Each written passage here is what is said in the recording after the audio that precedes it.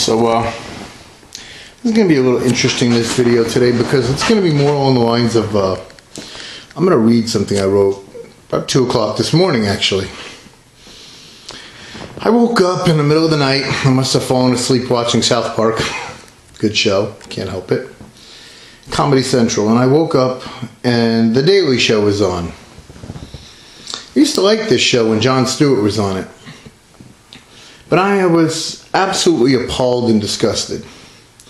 So I'm going to read this verbatim. Trevor Noah, the new host of The Daily Show.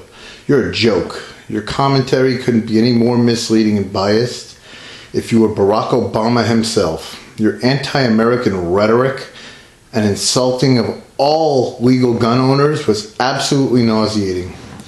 Tell me what the president said that will actually do anything. Will gangbangers suddenly start getting themselves background checks and federal firearms licenses because the president said to? You were right about one thing. The CDC has reported 32,000 gun deaths per year in the United States. Gun-related deaths.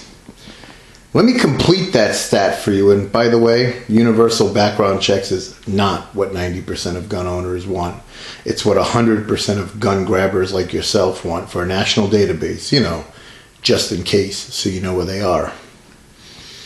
60% of that 32,000, or 19,200, are suicide cases.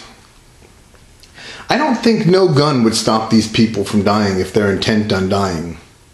I know lots of people who've killed themselves, overdoses, knives, etc. So, unfortunately, that's a person that needs help that it was too late for. 3% are accidental, or 960. Safety should be taught with every legal purchase. Of course, if I don't have an FFL license, can't just give my son a firearm to teach him. How am I supposed to legally teach my son to respect the firearm? Oh, or if we get these smart guns that Obama wants, I also can't legally teach him because he won't be able to fire my gun. 4% are justified, and when I say justified, I mean legitimate self-defense where one person's life was in danger versus the other. And law enforcement, legitimate law enforcement shootings. 33% are homicides, or 10,560.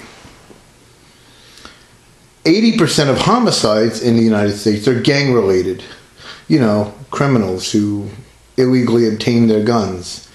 That's 8,448 of those. That leaves 1,712 non-gang-related, gun-related deaths in a country the population of 312 million. This gives you a 0.00005487179 percent chance of being murdered by a gun. Even lower if you don't hang out in the ghettos. By contrast, the CDC also reported nearly 88,000 people, approximately 62,000 men and 26,000 women, died from alcohol-related causes annually, making that the third leading preventable cause of death in the United States. In 2013, alcohol-impaired driving fatalities accounted for 10,076 deaths.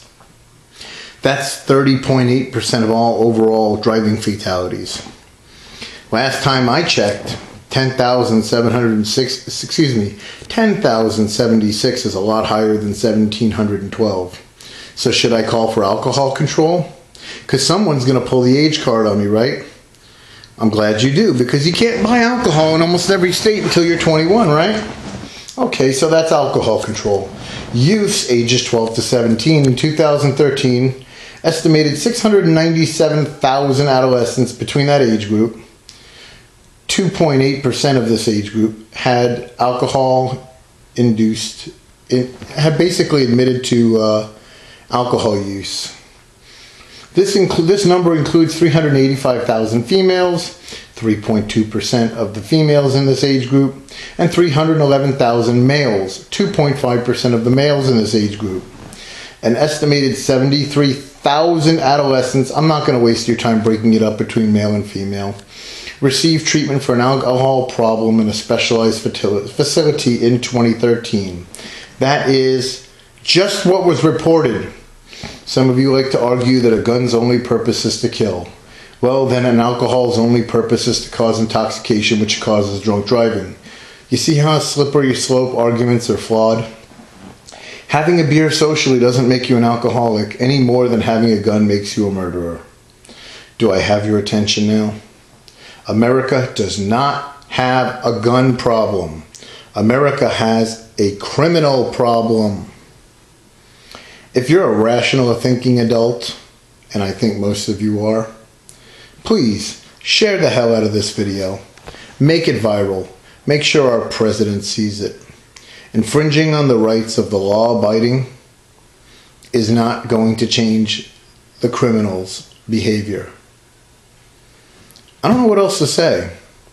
If you think that a universal background check system is going to make criminals suddenly not be criminals, if you think that forcing someone to do a private sale to have a federal license, which is just another way for Uncle Sam to collect more money, really, is going to somehow make the gangbanger selling his guns out of his trunk fill out a 4473 every time, then this video probably isn't for you, because you're just beyond reproach. But if you're a rational individual, really think about what I just said. Let's get beer control. Let's get Jack Daniels control. I'll tell you that Jack Daniels is responsible for more deaths than any semi-automatic rifle caliber in the world. Would you believe me? Look it up. It's true. But Jack Daniels isn't responsible, and neither is the gun. It's the person using it. Again, it's very simple. People kill people. Don't deny me my right to defend my family, because a criminal is going to be a criminal. I got nothing else. Share this. Leave a comment if you like. I'm out.